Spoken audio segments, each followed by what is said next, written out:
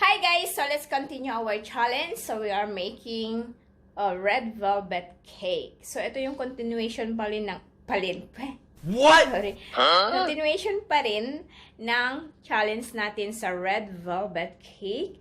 Kung nakita nyo yung unang ginawa ko about sa wine. So ito na, gawa na tayo ng red velvet cake. Ito yung mga sangkap natin sa paggawa ng red velvet cake. Meron tayo dito all-purpose flour, 2½ cup.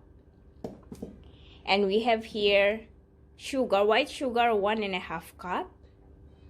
And of course, we have buttermilk, that is buttermilk, and butter. Butter is 113 grams. And we need 2 eggs, 3 tablespoons of cocoa powder. And we have here baking soda and salt. And here is vinegar, 1/2 teaspoon. Actually, guys, it's 1 tablespoon. But wala akong white vinegar, so I'm using apple cider. So I put only 1/2 teaspoon of vinegar. And of course, hindi magkaka-red velvet yan kung wala ang food coloring natin. 2 tablespoon of 2 teaspoon, I should say, food coloring, red one. So anyway guys, lahat naman ng ingredients is ilalagay ko sa description box natin below. So, and one more is ito, vanilla. It's a homemade vanilla extract. Kami ang gumawa nito. So guys, ang isunod naman natin is kailangan na nating what we call that, i-cream your butter, yung butter natin, at saka sugar. So, kailangan na natin i-cream to together. Ang arte. Okay. So, let's combine that and mix it well. I will show you.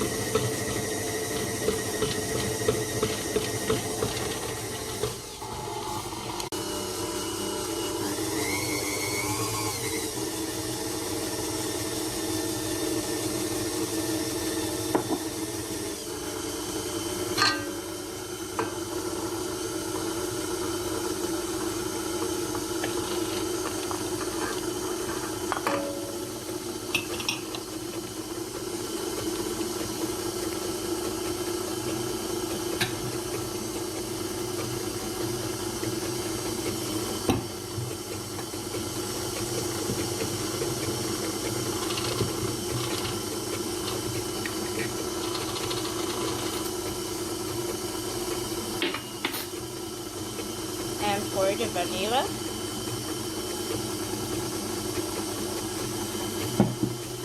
okay guys, so ito yung buttermilk natin. I-mix natin dyan yung vinegar, okay, vinegar at saka yung color natin.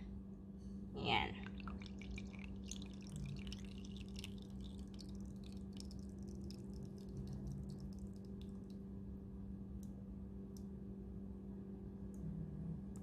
Okay.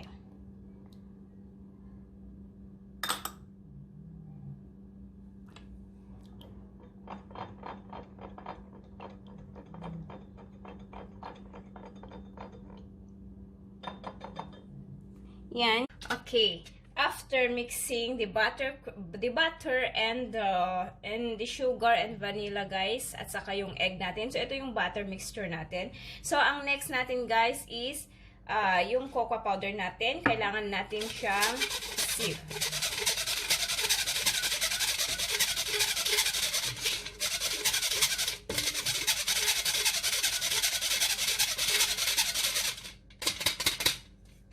Okay. So, ayan.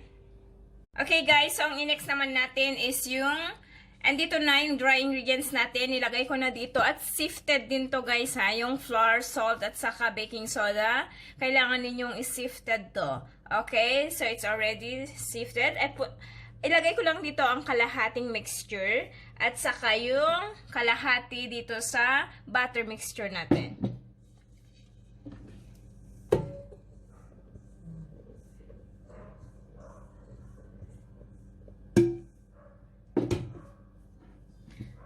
And half cup. Ayan.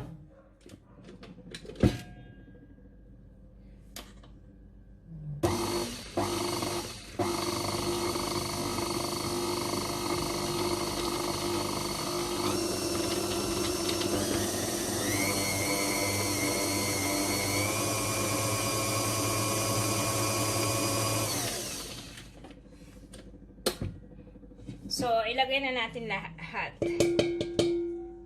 Okay? Yung butter mixture natin. Lahat na yan.